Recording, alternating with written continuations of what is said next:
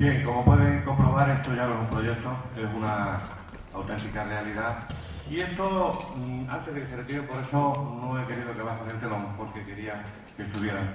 Es obra del maestro Frederic Gómez, como fundador y director. Yo quiero que ustedes le den un aplauso para animarle a que sigan esta línea, porque en un tiempo muy corto ya lo tenemos, va a ser uno de los mejores grupos, seguro, me consta, que corra por aquí, por esta área. ¡Felicidades!